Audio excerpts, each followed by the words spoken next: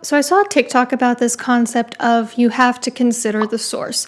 And since then, I've seen it all over the place on social media.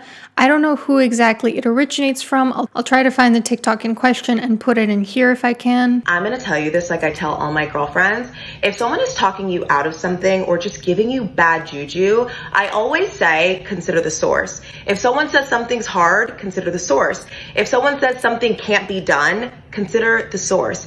If someone says you shouldn't do something, consider the source. But the general gist of the concept is this. When you're interacting with people, you have to consider the perspective that they're coming from. You have to consider the source that it's coming from. So in this video, I'm going to talk about 4 ways to do that, really breaking this down, how to consider the source when you're interacting with someone. Also, just a reminder, my next novel, A Song at Dead Man's Cove, is coming out this June. Make sure you're subscribed to my email newsletter so that you'll be notified as soon as it is. This is a gothic horror novel that takes place in coastal Washington. It's a dual POV, one set in modern times, one set in the Victorian era, and it contains a lot of siren folklore and themes of attachment psychology. With that out of the way, let's get started.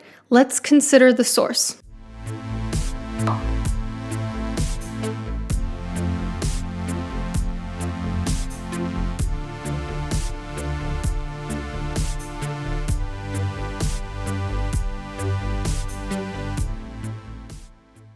Number 1, I think one way of considering the source, and this is an expression that probably a lot of you will recognize, don't take advice from people you wouldn't trade places with. For example, do you want to take relationship advice from somebody who has a really bad track record with relationships? You know, like if you're venting to your friends about something going on in your dating life, you might want to consider the source when somebody gives you a piece of advice and they're in, say, an 8-year-long high conflict relationship where the other person shows no sign of commitment. Somebody like Carrie Bradshaw from Sex and the City would not recommend taking dating advice from somebody like her, who cannot seem to be in a single long-term committed relationship without sabotaging it. And specifically, I'm very skeptical of advice from people discouraging me to do things because they themselves have experience failing at that thing.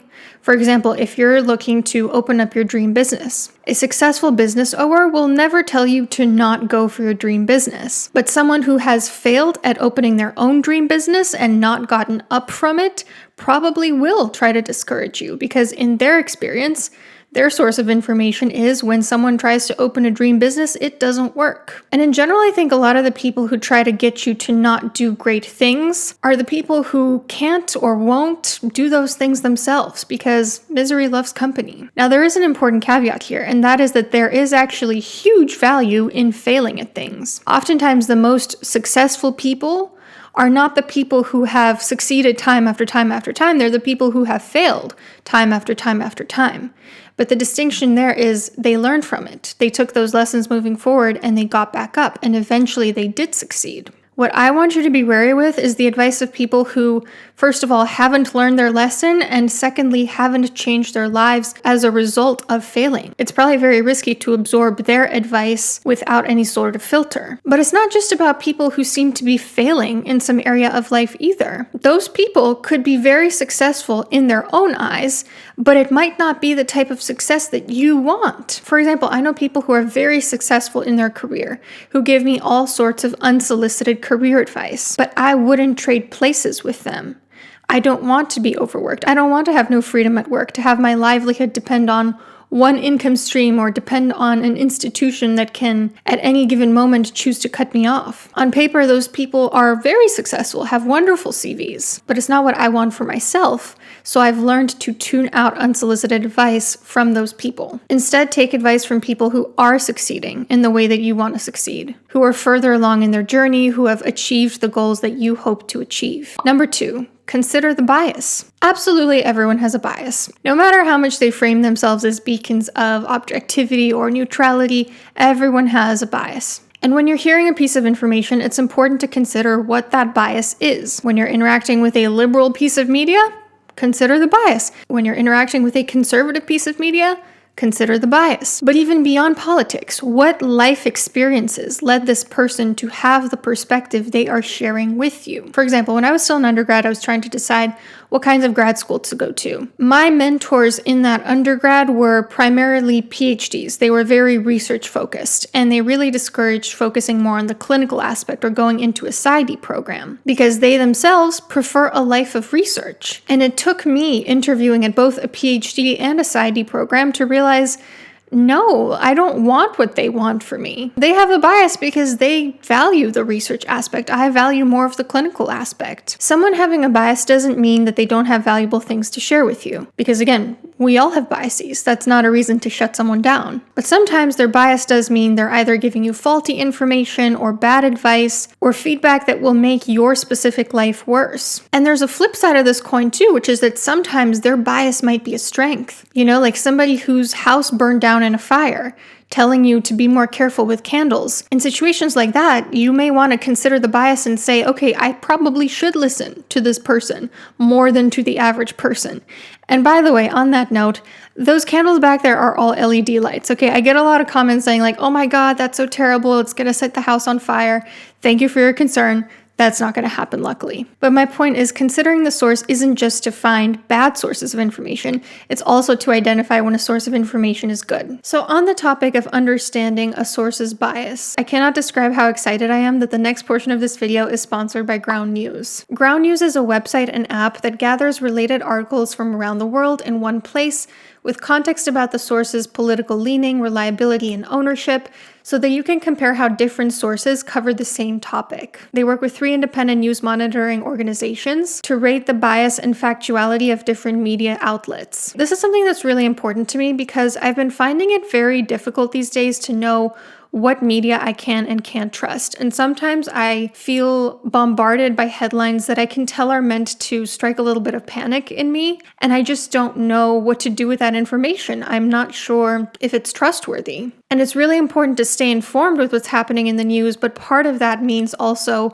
understanding a source's biases and limitations, because otherwise you're very vulnerable to manipulation. And even if there's something that you feel really strongly about, it is important to know how the other side is viewing the same exact topic, even if it is just for the sake of having a conversation that gets them to see your side. So here's how you use it. As soon as you create an account, you can select what topics and location you're most interested in. I personally selected the US, even though I'm not in the US anymore, just because I want to stay up to date on what's happening there. I still have a lot of friends and family there, obviously. And then you can either browse articles by category, or you can look up a specific headline that you're wondering about. So for example, I was curious about Mahmoud Khalil because I'd heard that a green card holder is being deported for sharing anti-Israel sentiments, and I wanted to know whether this was a violation of free speech or if there was something else under the surface there. So you can immediately compare a summary of what the left has to say about this topic versus what the right has to say about it. And then you can actually click bias comparison and see the difference between the two. You can also look at specific articles to see how differently they frame the same issue. So for example, here's one that leans left and is high factuality, and here's one that leans right and is high factuality. So you'll notice the left-leaning one says, "Who is Mahmoud Khalil, student leader arrested by ICE? Can US deport him?" And the right-leaning one says, "Letitia James is extremely concerned about arrest of man accused of leading Jew hatred at Columbia." You see how there's a very different type of language used. One article portrays him as a student, another one portrays him as a man accused of leading Jew hatred. One is meant to evoke anger about a possible First Amendment right violation. The other is meant to evoke anger about possible anti-Semitism. One organization is associated with the government of Qatar, and the other one is called the Jewish Press. So it's really fascinating and gives you some really important context about the types of media that you're consuming. So this is an incredibly important tool in the era of manipulative news headlines and misinformation. Subscribe to get 40% off the Vantage plan by using my link down below, ground.news/Dr. Anna, or by scanning this QR code so that you can see how this tool works for yourself. Thank you so much to Ground News for sponsoring this portion of today's video. Number 3, discern constructive feedback from harmful feedback. When someone's telling you how to improve at something, don't just blindly incorporate their feedback. First, consider the source. Is this your boss who's very successful at what you hope to do? If so, then sure, you probably want to incorporate their feedback. Is this your coworker who's doing a much worse job than you, who actually wants you to fail? Maybe don't take their feedback completely blindly. I actually just recorded a video recently on my second channel, Book and Hearth, about how important it is for writers to discern good writing advice from bad writing advice, because bad writing advice will fuck you up. One time I got a piece of writing advice that really threw me through a loop, and it made me so insecure about the thing that I most love about writing. And I tried to implement that writing advice, and guess what? I submitted my manuscript to a literary agent, and that agent told me they wished my manuscript had been more of what it was before I had made those edits. It is crucial to discern good advice from bad advice. And in order to do that, you have to consider the source. You have to consider, is this person in touch with their own subjectivity, with their own biases?